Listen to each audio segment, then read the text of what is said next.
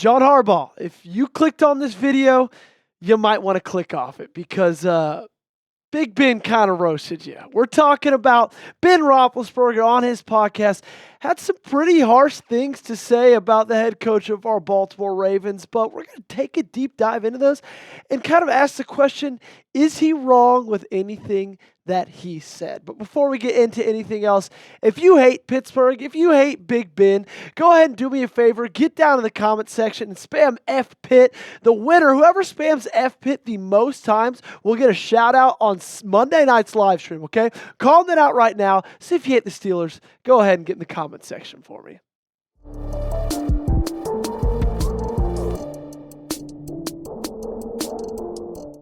Ben Roethlisberger did not hold back on his podcast talking about Mike Tomlin's success over Jim Harbaugh and the Baltimore Ravens. And you know what? Of course he has a podcast. Every single football player has a podcast now. And man, he had some mean things to say about the guy we call our head coach. To be honest, I really think that Mike Tomlin's cooking in Harbaugh's kitchen. He's all up in here, his head. I think Tomlin's out-coaching him. The way that Coach Belichick used to out-coach certain teams, it feels like that's what we're doing to them. We're just out-coaching them.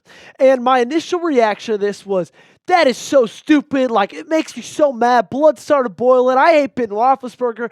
But then I sat down and thought, and I took a deep breath, and you have to ask yourself the question, and answer it, he isn't necessarily wrong, is he? Okay, we all know that Mike Tomlin's gotten the better of Coach Harbaugh in the years past, and we all know that Mike Tomlin just last year beat this Baltimore Ravens team that was the best in the NFL in the regular season with a quarterback like Kenny Pickett.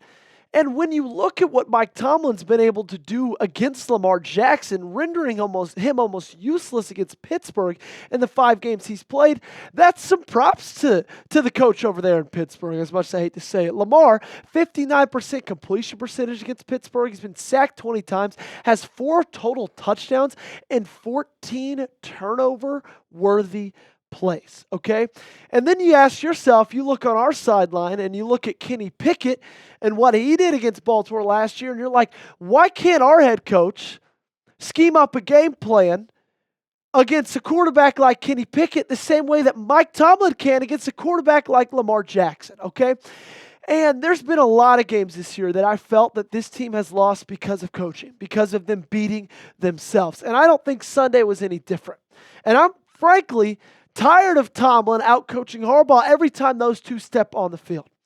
So you heard my thoughts, and as much as you might hate them, I think they're true. But what do you think, okay? Do you think Big Ben is wrong about Tomlin and Harbaugh, or do you think he's right? Okay, if you think he is wrong, give me a Y in the comment section down below. If you think he's right, go ahead and give me an N. This is about to be the pinned comment on today's YouTube video. You're going to get hit with a YouTube ad break. So when that ad break comes, take advantage of it. Scroll down in the comment section and give me a Y or an N. Let's look at the rivalry between these two because it's honestly pretty special.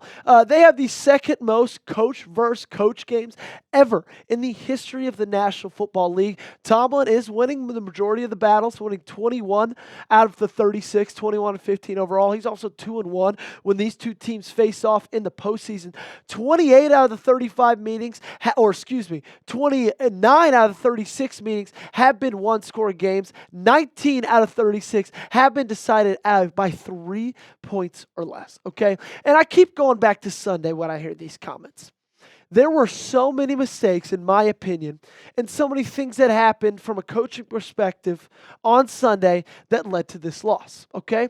And I truly believe that this is a loss that is able to be blamed on coaching. I know what I said the Monday after, but the more and more I've dove into it, the more and more I've been away from the loss itself and gotten to look back on it, gosh, there were just some head-scratching things.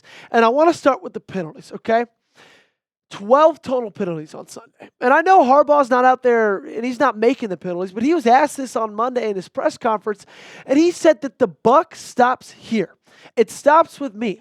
It's my job to make sure that we're doing the things that we have to do. We all have to be intentional about getting it stopped. It's my job. So it looks like he's a guy that's taking responsibility for it, and as he should, because when you look at the numbers of how this team has been penalized so far in 2024, it is like, it's unexcusable. inexcusable, I should say. 110 total flags, most of any team in the National Football League. 763 yards against. That's the most of any team in the National Football League. And they've got a net count of negative 29. And you guessed it, that's the most in the National Football League. And this trend just feels like it's something that's continuing. I know it's hard to see, but if you look at the total count of penalties in years from when Harbaugh has taken his position and to where we are recently, look how many of those seasons have a net count of like 120 penalties or more. That's a lot, okay? And we're at week 11 and we're already at 110. This is just since 2009, okay? I mean, frankly, it's inexcusable. And I think it's a big reason why we're losing this many games. I know we looked at it just the other day of the losses and the penalty count in each of those losses. We're averaging like 9.5 penalties per loss. And I think at the end of the day, that comes down to player discipline. And I think that funnels into coaching. Okay, I know everybody has to take accountability for it, players too. But man, a lot of times, penalties are just chalk up of what the coach is, okay? We're going to get into two more things real quickly, but I got to give a big shout out to the sponsor of today's video, and that is our friends over at Ollie. My dog Applesauce has been a staple on this show for the past couple weeks, and it could not make me happier. Guys, we struggled with finding a really good food for her, and then we found Ollie and struggle no longer. And right now, Ollie is offering a fantastic deal to let your pup taste test a personalized meal plan. Get 60% off your first box of meals when you use promo code ChatSports at Ollie.com. And 5 flavors they'll absolutely love. You don't have to be a vet to know that feeding your dog real whole foods with minimal processing is one of the best choices you can make for their health. A perfectly portioned whole fresh food diet has been proven to extend your pup's life by 2.5 years. And who doesn't want more time with their best friend? With no harmful fillers and no preservatives, Ollie is made in U.S. kitchens with ingredients carefully sourced from trusted growers and producers around the world. And like I said, guys, we really did struggle to find a food that Applesauce loved. And she was always more of a grazer, right? She'd eat a little bit and then wouldn't for a while. And a lot of times she's finishing our breakfast at like 8 p.m. and then she doesn't really finish her dinner. But now that we switched her over to Ollie, she absolutely crushes it. Guys, she looks like her dad when he's got a nice filet mignon in front of him. So head to Ollie.com, tell them about your dog, use Chat Sports to get 60% off your first box of meals when you subscribe today. Head to OLLIE.com and enter code Chat Sports to get 60% off your first box. They offer a clean bowl guarantee on their first box, so if you're not completely satisfied, you can get your money back. Another big coaching mistake that I've kind of come and looked upon after that loss against Pittsburgh is the fact that Derrick Henry only had 13 carries, okay? And I know what you're saying. You're thinking, Joey, that's on Todd Monken. That's on the offensive coordinator. And I agree with you in a sense, but also it's not like John Harbaugh just is sitting there on game day and is like, oh, sweet, I didn't know this was the game plan that Todd Monken was going to throw out there. No, they talk about these things. This is a game play going into a game. It was obvious that it wasn't a part of the game plan to have Derrick Henry featured. And it wasn't the week before that either. Only 14.5 carries average in these last 2 games. Only 66.5 yards average in these last 2 games, yet he's still putting up 4.4 yards per carry. And if you look at the losses so far this year and Henry's carries in correspondence with them, 13.75 carries in loss, 20.28 carries in wins. So that's just scientific, factual, math, statistics, pre-calculus, calculus, whatever you want to say about it. That's just a fact right there. That when you give the ball to Derrick Henry more, this team is better.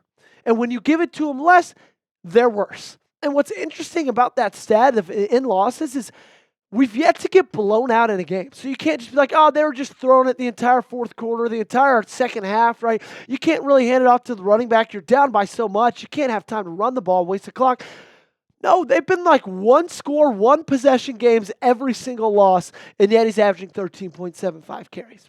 Thanks so much for tuning in this video, guys. We're not done. We still got one more thing to get to, but I just want to tell you, you should hit that subscribe button. If you're still here, it's obvious you liked the video. And this is no better place to be than right here if you're a Ravens fan on YouTube. We got daily videos, breaking news coverage. We go live for every single game. It's all free. And join the 22,000 people, if you want to, right here on Ravens Rundown. The last thing I'm looking at is the 2-point confusion. And I talked about this pretty in-depth after Sunday's game, and I just can't get it out of my mind. I cannot get it out of my mind. So there's a timeout, and they come out of the timeout for a chance to hit a 2-point conversion to tie the ball game and get it into overtime. And again, I want to stress, out of a timeout. And you got Nelson Aguilar and you got Derrick Henry playing like handsies with each other, looking like they're a younger brother and an older sister fighting at the dinner table because they're confused on what the play's supposed to be. You got Aguilar trying to get Likely's attention. Likely's kind of hitting him away. And then you go to run the actual play, and there's nobody in the end zone. It's pretty obvious to me right there that Lamar Jackson's looking to pass to somebody in the end zone, okay? And again, all coming out of a timeout. I don't get how that happens. And also, I don't get how Derrick Henry, Rashad Bateman, and Zay Flowers are not on the field, okay? I don't think there's a game out there, and maybe you can argue the Chiefs game, but definitely not the Raiders game, sure as hell not the Browns game, and I don't even think this game on Sunday that we've lost this year, that this team hasn't beaten themselves. So why is that? Why does this team keep beating themselves? Why are there small little mistakes like penalties? Why is there confusion coming out of a timeout when you're trying to go for 2 to put the game into overtime? I think a lot of that comes in discipline. A lot of that comes back to coaching, okay? So I'm going to pose the question that Ben Roethlisberger basically posed at the beginning of the video. Who's the better coach? If you think it's Tomlin, give me a T down below. And if you think it's Harbaugh, give me an H. Thanks so much for tuning in, everybody. We will be back tomorrow with another video, so I will see you then.